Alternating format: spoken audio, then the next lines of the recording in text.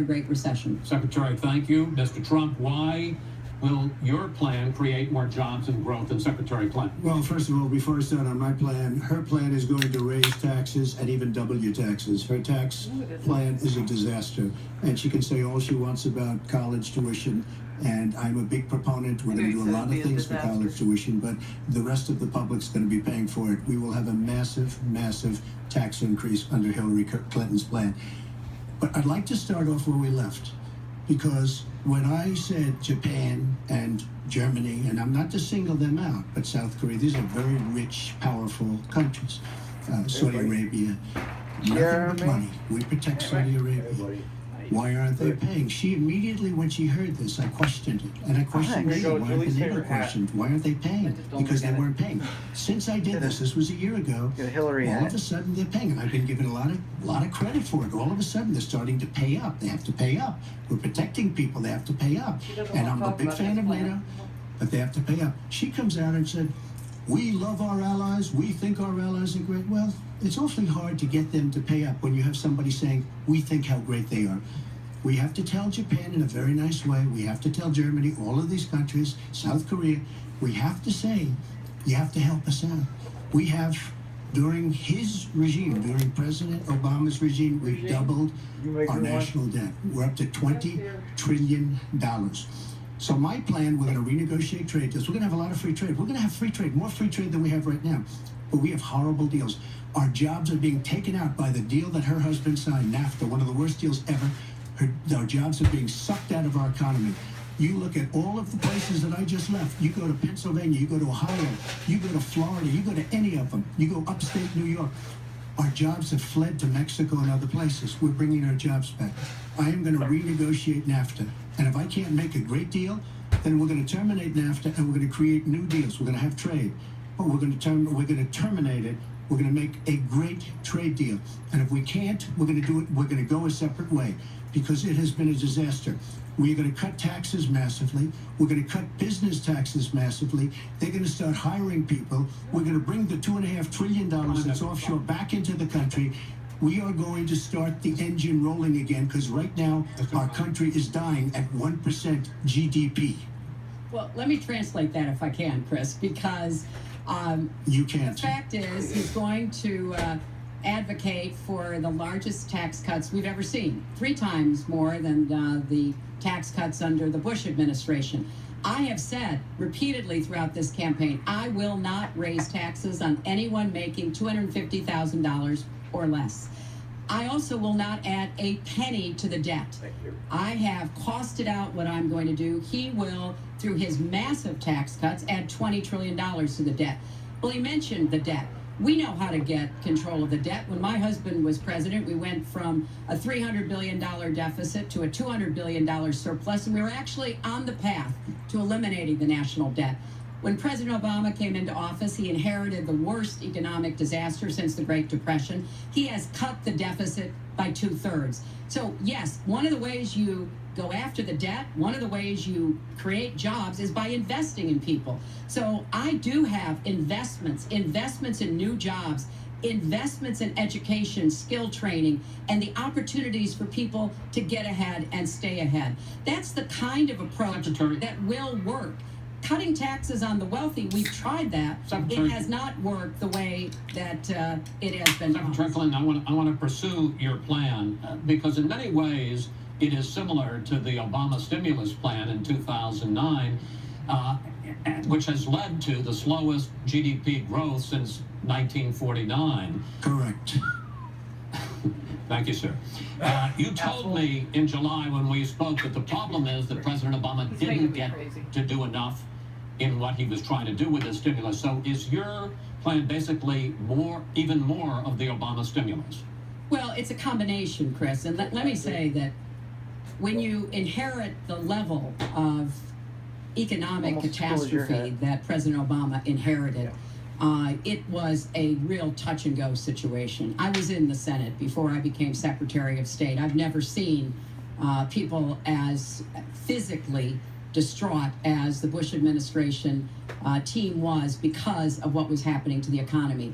I personally believe that the steps that President Obama took saved the economy. He doesn't get the credit he deserves for taking some very hard positions. But it was a terrible recession. So now we've dug ourselves out of it. We're standing, but we're not yet running.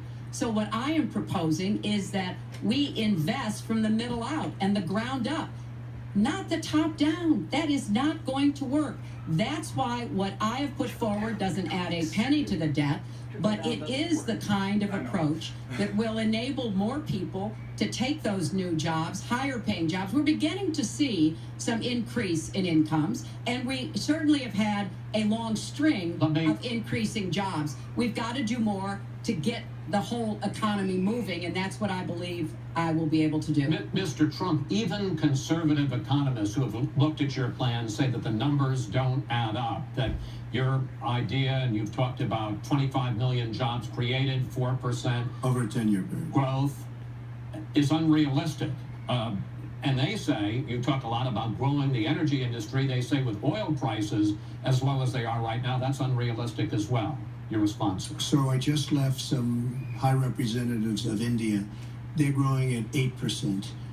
China is growing at 7%, and that for them is a catastrophically low number. We are growing. Our last report came out, and it's right around the 1% level, and I think it's going down. Last week, as you know, at the end of last week, they came out with an anemic jobs report, a terrible jobs report. In fact, I said, is that the last jobs report before the election? Because if it is, I should win easily. It was so bad. The report was so bad. Look, our country is stagnant. We've lost our jobs. We've lost our businesses. We're not making things anymore, relatively speaking. Our product is pouring in from China, pouring in from Vietnam, pouring in from all over the world. I've visited so many communities. This has been such an incredible education for me, Chris. I've gotten to know so many, I've developed so many friends over the last year, and they cry when they see what's happened. I passed factories that were thriving 20, 25 years ago, and because of the bill that her husband signed and she blessed 100%, it is just horrible what's happened to these people in these communities. Now, she can say that her husband did well, but boy, did they suffer as NAFTA kicked in, because it didn't really kick in very much, but it kicked in after they left. Boy, did they suffer. That was one of the worst things that's ever been signed by our country. Now she wants to sign Trans-Pacific Partnership, and she wants it.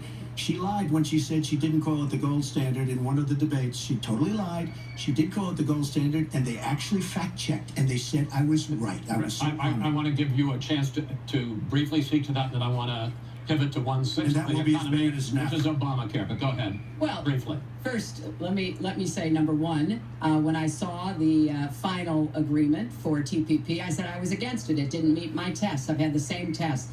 Does it create jobs, raise incomes, and further our national security? I'm against it now. I'll be against it after the election. I'll be against it when I'm president. There's only one of us on this stage who's actually shipped jobs to Mexico, because that's Donald. He's shipped jobs to 12 countries, including Mexico. But he mentioned China.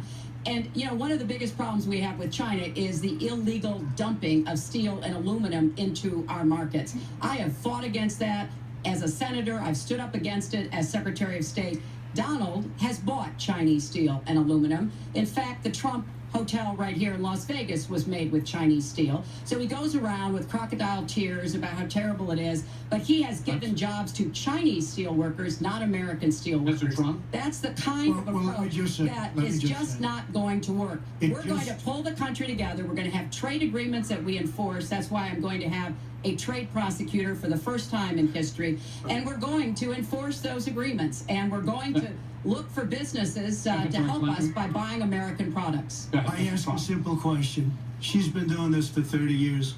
Why the hell didn't you do it over the last 15, 20 years? You were very much involved. Excuse me, my turn. You were very much involved in every aspect of this country, very much.